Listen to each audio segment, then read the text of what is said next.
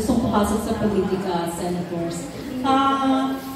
That time kasi wala pa masyadong social media. So, the media was really us, diba? Then we support those candidates na who would really help the industry. So the same thing, if they are true to themselves na they will support our industry. Spoken so, like the true head of our producers guild. Directly, no, kaya na we share so many things with regards to issues and a lot of other matters na hindi pa talaga napag-uusapan ng marami. Kasi we've been in this business for a long time. You know, I've been working with my late mom since how many decades ago pa. And practically it's been my life. So, kumbaga, there are really a lot of issues na hindi pa rin talaga naayos sa industriya. And ma'am, alam nyo, nung bago mag-pandemic, yung i-clear lang namin yung isang kalye, it takes 9 months. Kakausapin mo yung bawat isa, mga vendors, yung stalls, hahanapan mo na nilipatan. Alam mo nung pandemic, nung nangyari yung pandemic, 48 hours. Kasi lahat tumutulong. Lahat nagkakaintindihan. Ako, we can make a quantum leap in entertainment. Lahat tayo nandito na nung 90s. Akalain mo ba nung 90s na yung Korea makakarating sa ganito? Eh ngayon, hindi na nga Korea ang problema natin eh. Indonesia, Thailand, Vietnam, they're all more aggressive than us. So, iniisip namin ni Ms. Rosel, a lot of the producers, hindi pwede yung maliit na mga solusyon. Ang iniisip na natin ngayon, pangmalawakan. Saan tayo in 10 years? And Filipinos have the most talented people in the world. Di ba, ma'am? All around the world, Filipino entertainers are known for their talent. Filipino directors, Filipino writers. So that's something na siguro we want to work with together on a policy level with the producers, with Congress. Yeah, thank you. Kasi wala na talaga. Party list meron daw ba? Kasi para ma-schedule na na. Pag-usapan natin yan dyan. Hindi ako yun, yun lang yun. Segue ko lang. Abangan natin. Kasi actually both Lino and I, we share the same concerns. The Philippine industry, we really need to be progressive in our approach in, doing this business. It's not only dun sa paggawa mismo, pagtrato mo rin sa mga tao. I mean, nag-umpisa na natin yan sa EGL, diba? Pero there are a lot of other things na more than just the number of hours, it's really the dedication, the focus of a lot of people na really having the same thoughts na we need to really progress. Yeah, baka may magtanong kung anong EGL, Eddie Garcia Loco yun, okay? Yun rin yung isa special kasi may pelikula kami na we'd really love for you to watch and support. It will be the first zero waste film. Certified siya na zero waste movie. May unang zero waste movie sa Pilipinas. Isa sa mga advocacies namin nila Ms. Rosel, nila Sir Keith. And we hope it also continues a trend. Yun, nakakatakot, entertaining, pero at the same time, tingin namin malalim yung sinishare ng kwentong yun. Anong pagkain sa kamay? Sige. Para walang tapon-tapon? May clean explanation pero maganda. Kaya itong lamesan to, puno ng pagkain. Pangkaraniwan, o kolektahin lang yan, itatapon. Saan pupunta? Sa landfill. Kaya sa labas ng Metro Manila, yung landfill, punong-puno ng basura. Pag napuno, maghahanap ulit ng ibang lugar na tatambakan. Pag umulan, bumaha, bumagyo, yun yung nagdadala ng sakit. Yung zero waste, sino-source natin lahat. Sige, baso, okay. Pwedeng hugasan. Tissue, pwedeng i-recycle. Natirang pagkain, pwedeng i-compost, ilagay sa lupa. So, kung meticuloso ka, makakarating ka sa landfill dyan. Pag tinignan mo yung lamesang yan, as long as you source everything, hindi mo kailangan magtapon sa landfill. So, it's a continuous process. And no? Parang yung caretakers. Yung caretakers, Iza and Dimples, nag-aaway. But at the end of the day, they're both fighting for their kids and the future of their families.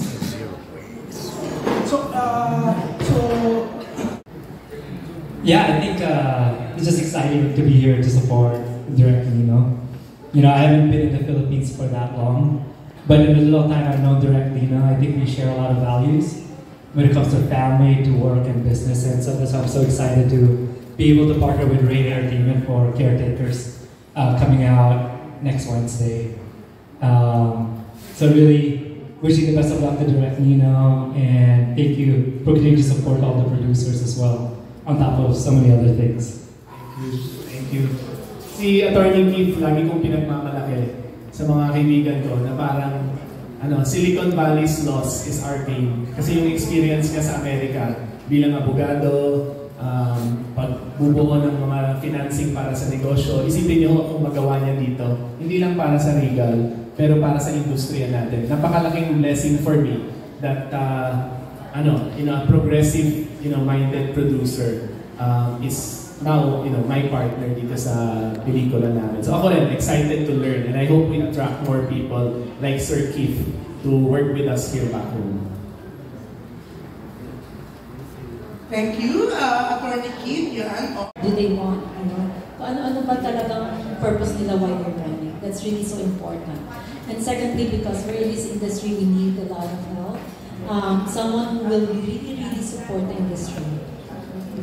And so your direct, what does it mean? It means so much to me, especially because I think Ms. Roselle, Sir Keith, of course, Mother Lily represent the best of what we have in this industry.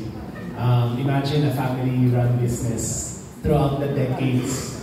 Ang dami kong kakilala pati sa ABS-CBN, nagsimula dito. And they have such fun memories. And I think yun yung isang, subukan ko sagutin ng konti rin yung tanong mo kay Ms. Roselle. Ako naman, yung apel ako, at hindi ako nakikipag-away, pero yung apel ako, pag panahon ng eleksyon, lahat ng politiko lumalapit sa atin, sa entertainment. Marami sa mga kasamahan nating mga artista, entertainment press, nagpapanalo sa mga malalaking mga politiko.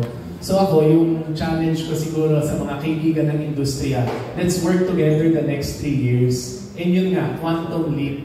Let's help, at marami nang tumutulong sina Congressman De Venecia when they passed the Creative Industries law, napakalami, it incentivizes it, it recognizes an industry. Pero I think there's a lot that we can do together. And if anything, if there's any takeaway here, para sa akin, meron na kayong kakampi para magbuo ng mga partnerships, para mas naiintindihan tayo ng mga decision makers at mas naiintindihan ng decision makers yung pinanggagalingan ng mga producers, ng mga actors, kung bakit humihingi tayo ng tulong sa industriya natin. Direct, parang we're just observing. Hindi siya politiko.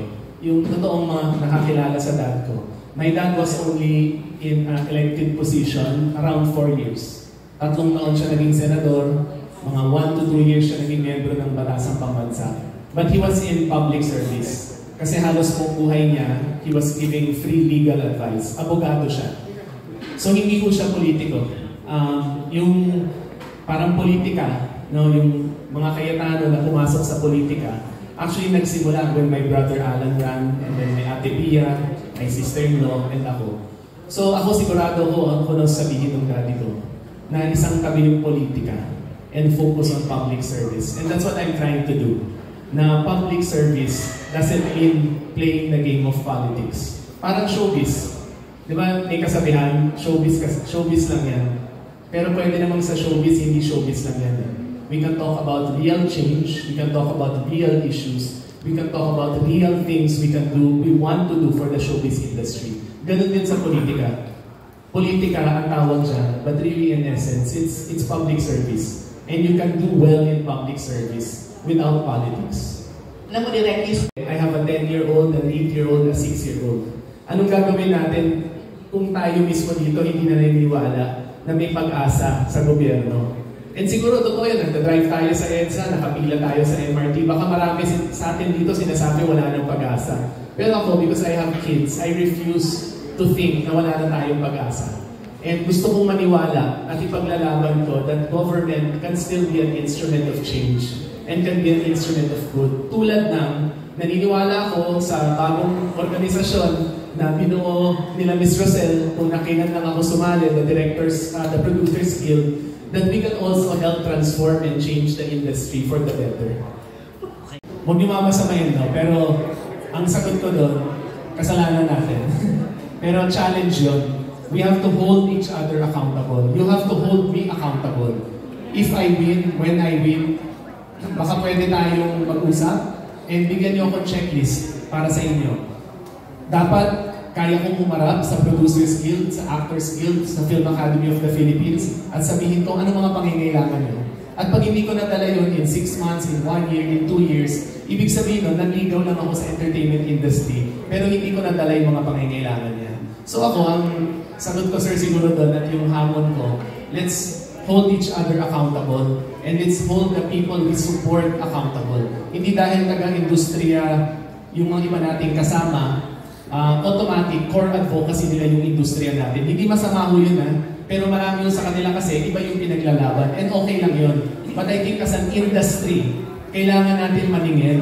Kasi every 3 years ginagamit tayo pag-election Every 3 years kailangan nila manalo yung mga artista, yung mga media stations. So I think I will help however way I can para tumulay so that we can hold not just actors, actresses, people in showbiz, pero maraming nagmamahal sa industriya na gusto tumulong, hindi alam kung paano. So I think now we have an opportunity. Thank you. Thank you, sir. One, we need to cast a wider net. Hindi pwede yung isang pelikula para sa lahat. Kailangan magkaroon ng iba't ibang mga instrumentasyon para yung mga kababayan natin na nasa middle class, upper middle class, nasa D, nasa E, mapapanood yung mga gawa natin. Meron mga ibang pelikula, may ibang mga series na tingin ko dapat ipalabas natin sa YouTube, libre. Tingin ko may mga ibang gawa sa atin na dapat na-enjoy mo sa pelikula. So madaling sagot kasi yung gawin natin 50 pesos ulit yung cinema. Pero hindi mo mangyayari yun. So I think we need to look at the different distribution channels and check paano natin masiservisyohan lahat ng Pilipino. May nawawala ho sa atin kung ang DNE at ang karamihan ng mga Pilipino hindi nanonood ng gawa natin. Ibig sabihin nun, yung mga bata, lumaki ako bakipot. Ibig sabihin nun, yung mga bata lumalaki, wala yung values natin. Entertainment, cinema is soft power.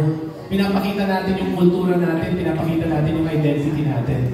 By limiting our market and our audience, doon lang sa nakakabayan, may malaking nawawala sa atin. So ako sir, I'll work sana with the distribution network, with the producers, so makahanap ng paraan. And tingin ko, yan yung mga areas na dapat may subsidy yung gobyerno.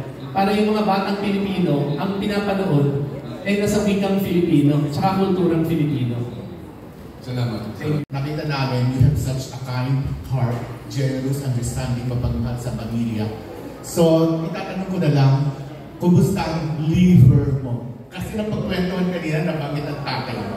Kumusta na lalo pa? Nagkasakit ka nga, nagka-dengue. Kumusta ang liver mo? Okay, pero nung nagka-dengue ako, yung isang epekto pala ng dengue, inaatake niya yung liver. So nung nag-test ako, yung liver enzymes ko, hindi maganda. So kinabahan kami ng asawa ko. And I realized, it's been 2003, almost 20 years since my liver transplant. So 20 years na pala, ganun kabilis, parang kailan lang. Pero after nung dengue, nung nawala na siguro yung virus sa akin, they checked and I'm 100% better, pati yung liver ko. So, yun, I'm healthy, maraming salamat. Yung Valentine's ko, kailangan ko ipasalamatan lang yung asawa ko.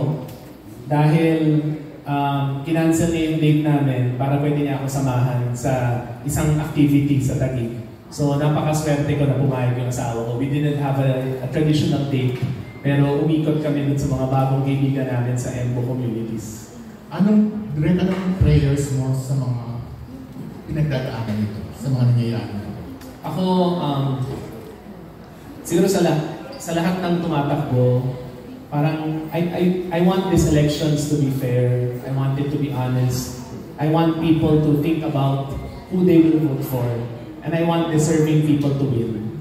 So, kung hindi ako yun, hindi ako yun. Pero sana sa buong Pilipinas, Naniniwala talaga ako kasi nakita ko ng pandemic eh.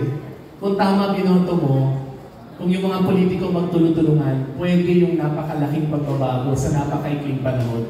Nasanay lang tayo sa Pilipinas, may gumagawa ng tren, matagal yan. Subway, matagal yan. Yung airport talagang ganyan. Pero nakita ko nga ng pandemic there were unbelievable things that were done in 6 months, 9 months, 15 months. Kasi iniisip natin baka lahat tayo mawala na sa mundong to eh. Nawala yung konsepto ng papugian, yung konsepto ng politika. And that's something I want government to work with urgency. Dapat ganun tayo ngayon eh. Kung paano tayo ng pandemic, ganun tayo ka-agresibo. And that's something I hope and pray that this election will bring. Thank you, Direk.